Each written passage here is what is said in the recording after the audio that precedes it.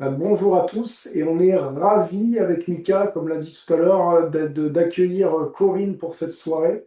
Cette soirée, cette deuxième soirée que tu nous fais l'honneur d'animer sur Coaching. Et en plus de ça, c'est pas un thème qui nous plaît pas en plus et qui ne résonne pas chez le commercial qui est en moi.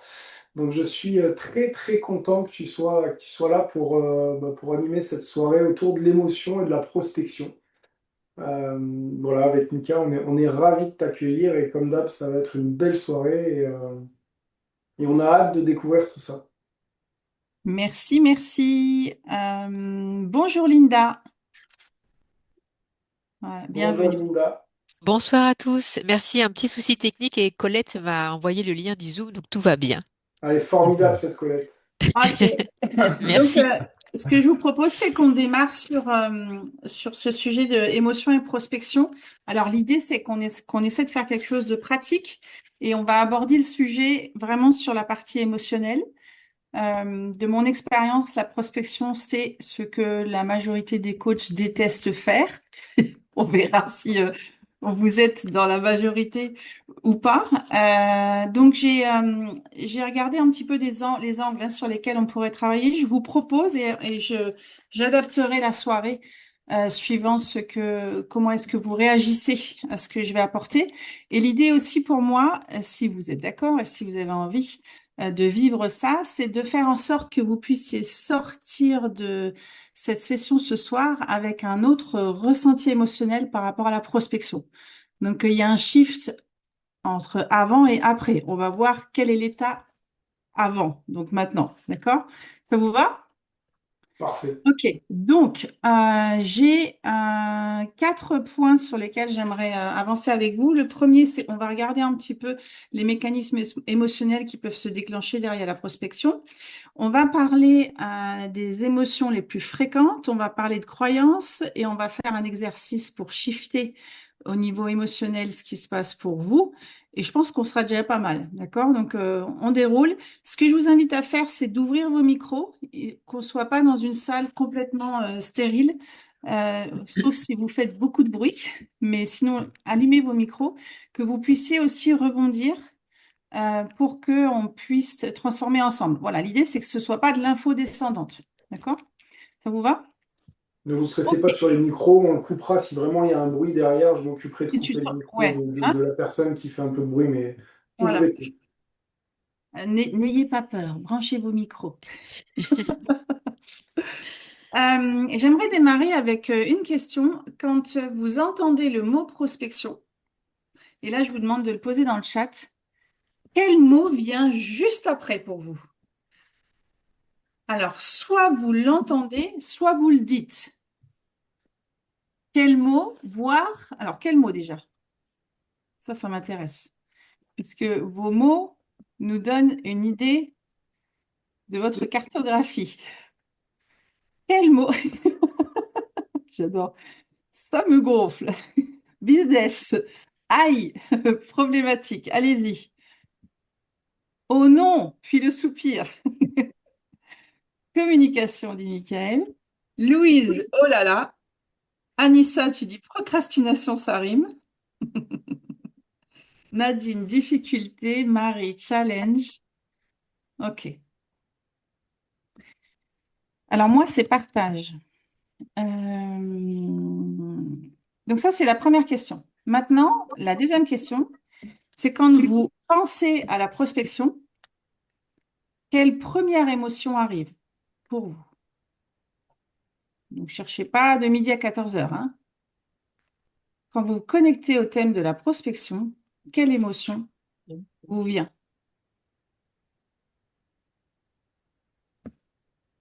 Euh, L'ennui, énergie, joie, le vide, la peur, angoisse, ok, peur, angoisse. Je crois qu'on a tout le monde. Ok, donc c'est intéressant, hein. Alors, pour entrer dans le vif du sujet, la plupart du temps, les entrepreneurs n'aiment pas la prospection. C'est pas un problème de prospection en soi, hein. Ce qui vient poser problème, c'est le ressenti émotionnel qu'on a quand on pense à ce sujet. Ça vous parle? Donc là, on va parler d'émotions et de comment vous pouvez avoir un état émotionnel qui soit soutenant pour pouvoir faire quelque chose qui est finalement normal. Ça vous parle? Et nécessaire à votre business finalement. Parce que sans prospection, ça peut être compliqué de pouvoir développer son business. Alors, qu'est-ce qu'il y a comme mécanisme qui s'enclenche derrière la prospection? La prospection, euh, quand vous devez prospecter, à votre avis, qu'est-ce que vous dit votre cerveau? Donnez-moi le dialogue intérieur. Qu'est-ce que vous dit votre cerveau quand vous devez prospecter? Vous pouvez prendre le micro, hein, ou écrire dans le chat, comme vous voulez. C'est dangereux. Pas de chocolat. Par où commencer? Sois convaincante. Mhm. J'ai pas envie. J'aime pas ça. J'ai peur du non. Oui. Prépare bien ton discours. Quoi d'autre encore? Épuisant. Il y a encore d'autres choses? C'est tout? C'est tout? Pas beaucoup. C'est compliqué. J'ai peur du non. OK. Mhm. Mhm. Quelle alternative existe-t-il? J'active le mode écoute. OK. D'accord. Donc, les mécanismes émotionnels qui sont derrière la prospection, vous avez remarqué que le mot prospection vient déjà vous déclencher pour la majorité, d'accord? Donc, ça veut dire que vous avez une implication émotionnelle derrière une action, d'accord? Et ce qui va donner, vous m'entendez bien? J'ai l'impression qu'il y a des retours. Très bien. Très Ce bien. qui va donner finalement l'effet de désagréabilité derrière ce mot, puisque c'est juste un mot, on est tous d'accord, c'est juste un mot. Et derrière ce mot, il y a un acte, on fait quelque chose. Ce qui va donner la désagréabilité ou l'agréabilité derrière ce mot, ça va être l'implication émotionnelle et l'intensité émotionnelle que vous allez éprouver derrière ça. D'accord? Parce qu'au final, le mot est neutre. Donc, quand vous avez, et notamment la prospection, ça active en majorité les gens parce que il y a cette implication émotionnelle derrière qui va être qu'est-ce qu'on va faire de moi? Il peut y avoir le rejet, hein, il y a des besoins derrière, besoin d'appartenance, besoin de reconnaissance, besoin d'être sécure, ça vous parle?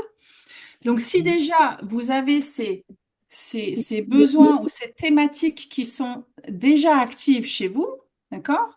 La prospection vient renforcer des thématiques émotionnelles qui sont déjà là. Dites-moi si ça vous parle. C'est simplement un amplificateur de ce qui est déjà là. Voire, ça peut être une porte qui s'ouvre vers quelque chose que vous ne connaissiez pas encore. D'accord? Donc, ce qui va faire finalement la complexité d'aller dans l'action de prospecter, ça va être les émotions qui vont pour le coup être désagréables par rapport à ça. Ça vous parle? Ok. Anissa, tu dis l'agréabilité, c'est réseauter, aller à la rencontre, alors que la prospection, c'est un goût majoré.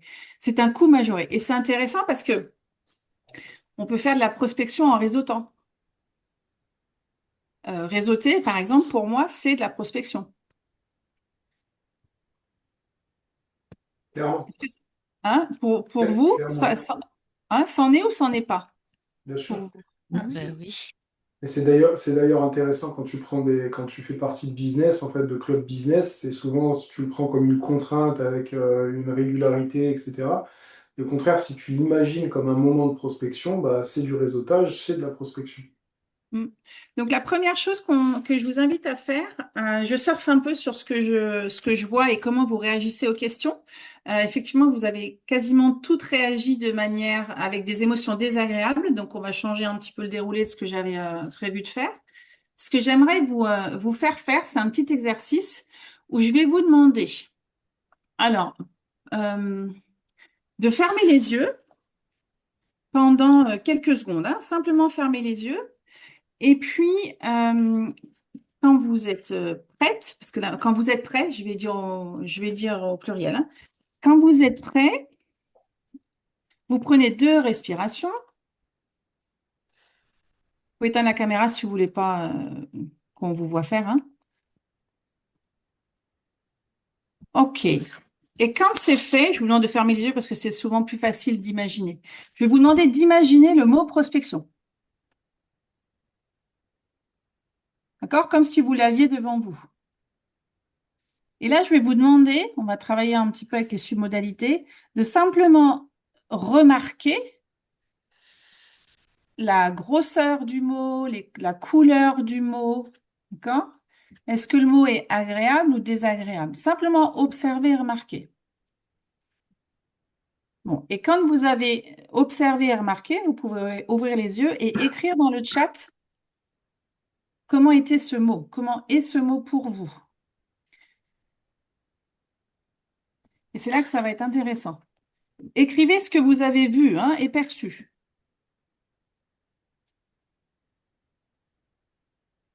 Béatrice, gros avec des étoiles qui scintillent. Alexandre, brillant, lumineux, grand. Ça, c'était sûr, Alexandre, que tu allais écrire un truc comme ça. Marie, il a du peps. Pascal, marin, fantaisiste. Michael, mot en bleu, en grand, face à moi. Oui, allez-y encore. Nadine, partage, bonjour, main qui se rencontrent. Alors, c'est la couleur et la grosseur du mot, hein? Rosen, écrit en lettres capitales et multicolores. Il est tout en rondeur, dit Marie. OK? Je crois que j'ai tout le monde. Et c'est intéressant parce que vous me décrivez un mot. Quand vous regardez ce mot, hein, quand vous revoyez ce mot, est-ce que quand vous le voyez, vous sentez du stress ou pas? Hein.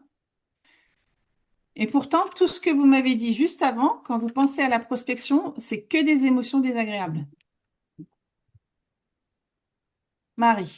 Moi, j'ai pas réagi justement parce que, contrairement à la plupart, pour moi, c'est quelque chose d'intéressant de prospecter. J'aime bien. OK, Donc, bien. je me suis pas sentie de même parce que je me suis dit, je suis à contre-courant, ça m'embête un peu. Ah ben non, justement, mets-le. Qu'est-ce qui te... Tu peux, hein, t'es absolument pas à contre-courant. En fait, tu dis ce qui est là pour toi, d'accord? Mets-le. Et c'est une bonne... Il faut le mettre, tu vois, parce que tu montres aussi que ça peut être autrement. Hein, tu montres l'exemple, ça peut aussi être autrement. Donc, c'est intéressant, vous me dites que c'est que c'est quelque chose de désagréable et quand vous observez ce mot, vous avez un ressenti agréable par rapport au mot. Ouais. Moi, Maintenant, je l'ai pas eu en entier, Corinne. tu l'as pas eu en entier? Qu'est-ce Ah que tu non. as mis? Les lettres en majuscule en blanc s'effacent rapidement de sorte que je n'ai pas le mot complet. Intéressant, tu vois? OK. Donc, ce que je vous invite à faire, revisualiser votre mot.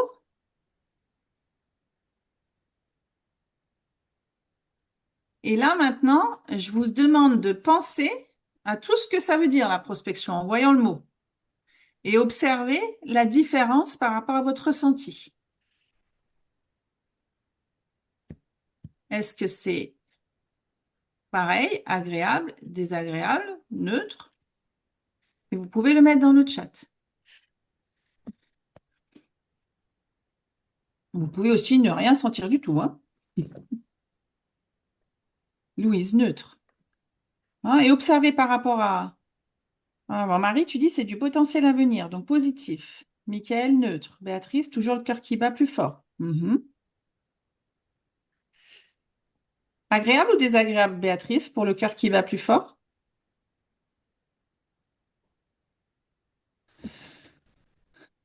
Linda, calme puisque ça s'efface. Moins vite cependant. Mhm. Neutre, neutre, beaucoup de choses, débordements, des livres, l'écriture, des rencontres. Ok, je ne sais pas.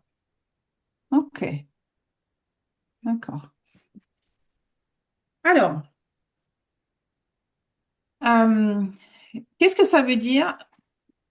Le mot n'apparaît plus, dit Nadine. Nadine, tu avais le mot et là, il a disparu. C'est ça que tu me dis? Ok, tu le vois plus. Corinne? Oui. Oui, t'étais figée, ok. Euh, Est-ce que tout le monde a bien la nuance entre communication et prospection? Ah ben, je sais pas. Tu vois ce que je veux dire? Ce que je sais pas. Il faudrait pas, tu vois, Faut que tu finisses ta C'est phrase, pas la même Béatrice. chose, Sinon, tu vois. ça va, Ouais, je peux ouais. pas, je Non, non, peux mais pas avancer si c'est, tu finis pas ta c'est- phrase. ouais, c'est qu'on soit sur le même truc. J'ai pas compris la phrase, Mais en Béatrice. fait, qu'on La soit tous repose. bien sur la prospection et pas sur. Il y a une nuance avec communication et prospection, quoi, je veux dire. Oui. Donc, Quoi, j'ai dit communication? non, non, non, tu as bien dit prospection, mais est-ce que tout le monde est bien sur cet axe-là? Est-ce que tout le Je monde est sais bien qu'il y sur en a l'axe des fois prospection? il y en a des fois qui font l'amalgame, en fait. C'est pour ça. Ouais. Je relève ça. Qu'est-ce que ça veut dire prospection pour vous? Vous pouvez le mettre dans le chat. Qu'est-ce que vous définissez sous prospection? Ça, c'est la première chose. Et ensuite, quels sont les enjeux pour vous derrière? Hein? Parce que ce qui va donner finalement l'intensité de la difficulté, ça va être les enjeux qui se trouvent derrière. Ça vous parle? Plus l'enjeu est fort, plus l'implication émotionnelle est, à votre avis, forte ou pas forte? Forte. D'accord? Plus l'enjeu est fort et plus l'implication émotionnelle est forte. Et ça veut dire que si vous sortez finalement de votre fenêtre de tolérance émotionnelle, qui est propre à chacun hein, et chacune, eh bien, vous n'êtes pas dans vos ressources. Et donc, vous ne pouvez pas, vous avez le stress qui est beaucoup plus fort que le réseau de ressources. Et donc, ça devient compliqué de pouvoir justement faire ce que vous avez à faire. Alors, Mickaël, prospection, aller à la rencontre, enjeu, identifier si je peux apporter quelque chose à mon prospect. Merci, Mickaël.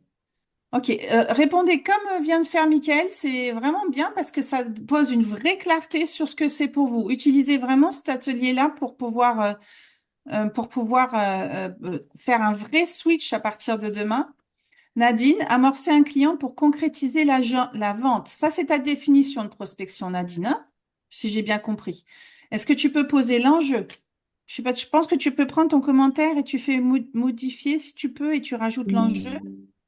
Béatrice, un travail dans un cycle de vente, chasser X fois et taux de réalisation jusqu'à la signature. Pareil, mettez l'enjeu. Pascal, tu dis proposer son offre pour la vendre. L'enjeu, c'est d'avoir un impact ou pas, d'être vu ou ne pas être. D'accord. OK.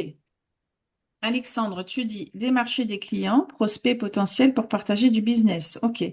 Quels sont les enjeux? Ce qui est important, c'est les enjeux, parce que si vous ne connaissez pas vos enjeux, ben, vous allez sous-estimer ce que ça va faire avec vous, émotionnellement parlant. On est tous d'accord? Est-ce que ça vous est déjà arrivé? Vous avez le rendez-vous prospect à convertir et l'enjeu est tellement fort que vous n'êtes absolument pas dans la posture d'échange avec le prospect et que vous devenez insistant, pushy, etc. et que finalement vous envoyez une énergie complètement contraire à ce que vous vouliez envoyer. Ça vous est déjà arrivé? Ou alors l'enjeu qui est il faut que ça signe parce que j'ai besoin de l'argent, ça parle ça? Ça parle souvent, hein? Et l'enjeu est tellement fort finalement qu'on n'est absolument pas régulé émotionnellement. La peur devient dysfonctionnelle et bloque, nous fait soit dire des choses qu'on ne veut pas dire, soit insister chez le client. Et les émotions sont contagieuses, hein, il y a une contagion émotionnelle qui fait que finalement on stresse le client. Tout ça, ça se fait de manière totalement inconsciente. Une spirale négative qui s'active et le client finalement ne signe pas et on ne sait pas pourquoi. Ça vous parle? D'accord? Donc, s'il y a une chose, et ça, on en parlera peut-être encore à la fin, à chaque fois qu'on rentre dans une phase de prospection, mais même quand on va un petit peu plus loin, hein, dans une phase de conclusion, de bien travailler l'enjeu et de se réguler pour être sûr, finalement, qu'on est émotionnellement stable par rapport à ça. Émotionnellement stable, ça veut dire, bah, je suis presque au point zéro. D'accord? Si ça marche, c'est très bien. Et si ça marche pas, c'est OK. Je vais le supporter. Ça vous parle? OK. Euh, j'enchaîne. Linda, contacter des personnes qui potentiellement deviendront des clients. Ça, c'est la définition pour toi, hein. Réussir à créer. Et l'enjeu, c'est réussir à créer un intérêt suffisant du service pour qu'il passe à l'achat. On est juste, hein, j'ai bien compris, Linda. Ça. OK. Rosen, aujourd'hui, prospection, aller à la rencontre, se connecter à. C'était pas le cas il y a quelques années, hein, Rosane? Ouais, tu pourras peut-être en partager un petit peu, ça donne un peu de boost pour les autres. Et l'enjeu, c'est développement de l'activité. Ok. Donnez-moi une seconde, je dis juste bonne nuit. Alexandre, j'espère que faudra que tu coupes. Ah non, non, c'est les meilleurs moments, ça, il faut les garder, hein. C'est la vraie vie, c'est l'authenticité. Voilà. Ah, Ça, bonne nuit, c'est obligatoire. C'est mignon. Euh, Bonne nuit. Linda, enjeu, besoin d'utilité et entrée financière en retour de service. Ok, deuxième exercice, je vous demande de prendre vos enjeux et sur une échelle entre 0 et 10, 0 c'est neutre et 10 c'est le plus possible, c'est le plus important possible.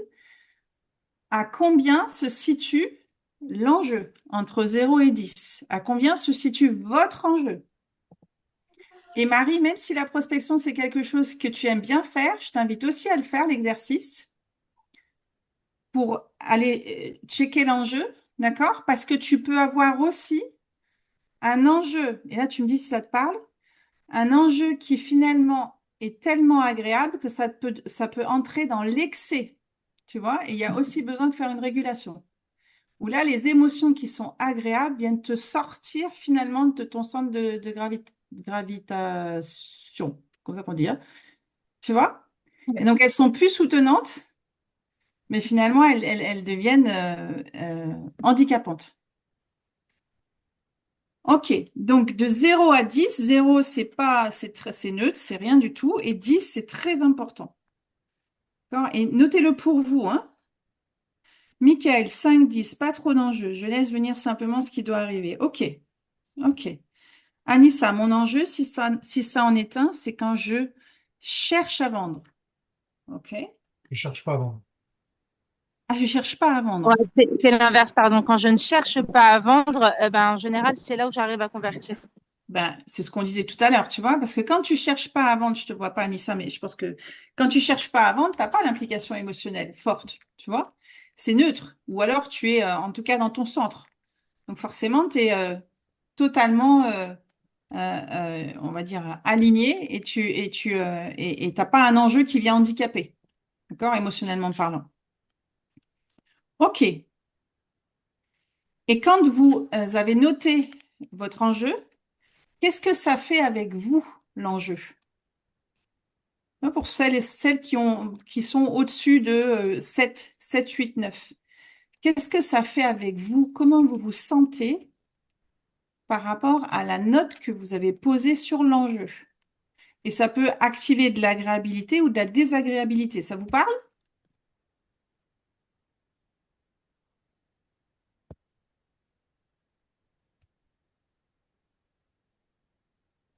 Qu'est-ce que ça fait avec vous?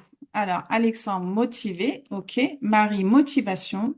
Et Oui, impatience, je pense. oui, c'est ça. Impatience, j'étais en train de me dire, parce que comme je suis en Allemagne, peut-être que j'ai, tu vois, un mot que je connais pas.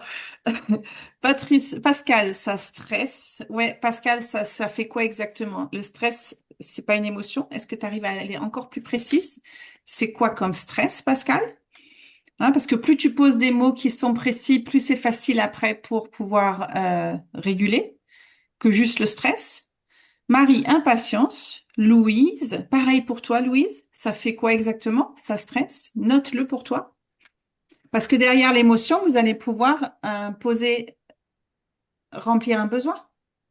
D'accord? Hein, ça stresse, ça va pas vous permettre finalement de pouvoir satisfaire un besoin derrière. Ça vous parle? C'est trop flou. D'accord? Par contre, si tu me dis, ça me fait peur, d'accord? Et qu'on sait que finalement, la peur, elle va, elle est activée pour que tu puisses sécuriser.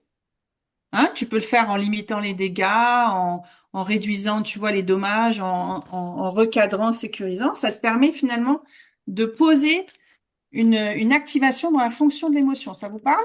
On va voir ça ensemble, hein.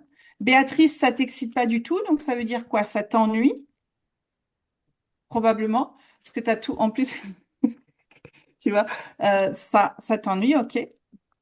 Linda, contraction centre du corps, ok. Et c'est quoi qu'est-ce que tu as comme émotion, Linda, derrière? D'accord? Pascal, stress, crainte d'échouer. D'accord? Donc, on est sur la peur. Anissa, ça stimule. OK. OK. Alors, donc, euh, est-ce que vous voulez que je vous dise les émotions que je vois le plus souvent avant qu'on travaille un petit peu sur comment vous allez pouvoir changer ça? J'ai noté quelques émotions que je vois beaucoup, beaucoup quand on parle de prospection, la peur, de toute façon. D'accord? La peur vient activer le système de sécurité. Donc, en fait, elle le met en branle, système de sécurité. Hein, c'est comme si votre monde y tourne rond et tout d'un coup, ben, le fait d'être en contact avec la prospection, ce mot-là, ben, le monde y tourne plus rond. C'est plutôt un peu de tremblement de terre à l'intérieur. D'accord? Et donc là, il va y avoir, il y a besoin de faire quelque chose pour pouvoir vous mettre en sécurité. Ça peut être de plein de manières différentes. Donc, pour celles qui ont noté la peur comme émotion, c'est une question que je vous pose. Qu'est-ce que vous pouvez faire pour vous mettre en sécurité? D'accord? Qu'est-ce que vous pouvez faire pour limiter les dégâts? D'accord? Et quels pourraient être les dégâts surtout? Hein, puisque la peur, elle se déclenche quand on a un danger qui s'active, psychologique ou physique. C'est quoi le danger derrière? Nommez le danger. Est-ce que vous savez pour vous? Hein, si le danger, c'est... d'ailleurs, mettez-moi des exemples, tiens, pour la peur. Je crois que c'est l'émotion qu'on a vue le plus, hein, Mickaël, au début. Hein. Oui, c'est ça. On va travailler la peur en particulier, parce que la peur, le problème, c'est que quand elle est dysfonctionnelle, elle fige. Ça vous parle? Ça voudrait pouvoir dire, si jamais vous devez prendre le téléphone, vous le prendrez jamais. Vous vous reportez. Ah, je ferai ça demain. D'accord? Ça vous parle, ça? J'en ai déjà vu plein, hein. Ou alors, vous le prenez, puis dès que ça décroche, vous raccrochez. Ou alors, vous dites, oui, enfin, il y a la voix qui change. Enfin, ça peut devenir n'importe quoi. D'accord? Donc, la peur. Quel est le danger pour vous si vous prospectez? Vous m'avez parlé de peur. C'est quoi le danger? Allez plus loin. Mettez-le dans le chat. Qu'est-ce qui est le danger?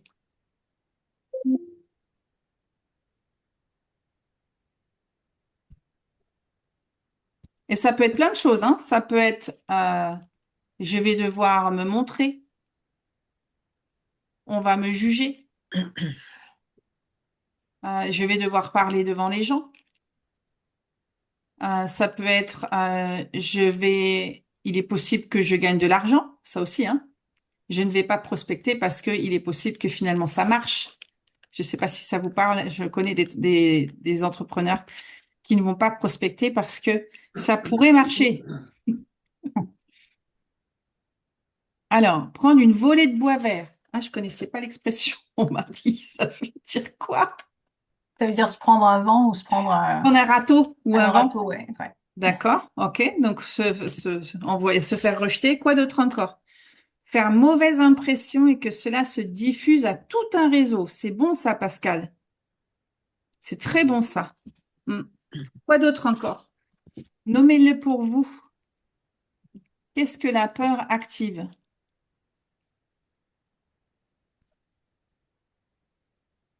Est-ce qu'il y a des thématiques comme je suis pas compétente ou je suis pas compétent, je sais pas faire? Ça vous parle, ça? Le syndrome de l'imposteur, ça peut être aussi, hein? Tout le monde l'a noté? Bon, vous n'êtes pas obligé de tous partager dans le chat, hein? Louise, je crois que je suis trop rapide, je suis pas assez patiente avant sur les commentaires du chat. Louise, tu dis le danger que le prospect me dise non, donner une mauvaise image et puis je ne sais pas quoi dire. Oui, c'est bien, ok. Quoi d'autre encore?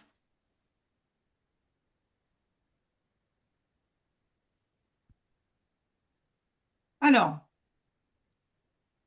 maintenant que vous avez noté le danger pour vous, la deuxième question, c'est comment vous pouvez limiter le danger? Pourquoi je vous dis ça? Parce que la fonction de la peur, c'est de limiter les dégâts, de réduire les dommages. pour pouvoir se mettre en sécurité. Ça, c'est le besoin derrière, d'accord? Hein, on reparle de la triade émotionnelle. Je crois qu'on en avait déjà parlé. Ça vous parle? D'accord? Il y a le déclencheur, la fonction de l'émotion, et ça couvre le besoin derrière. La fonction de l'émotion de peur, quand c'est fonctionnel en tout cas, c'est de limiter les dégâts. Donc la question, c'est comment est-ce que vous pouvez limiter les dégâts? Et pour celles qui ont écrit dans le chat leur situation, on peut même brainstormer sur ces situations et donner des idées. D'accord? Comment je peux limiter les dégâts pour pas me prendre un râteau?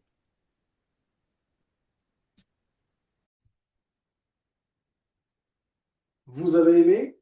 Eh bien, écoutez, il suffit juste de participer et de payer la vidéo en entier sur le lien qui s'affiche juste en dessous et sur la plateforme directement, bicoaching.com. Bonne journée et à bientôt.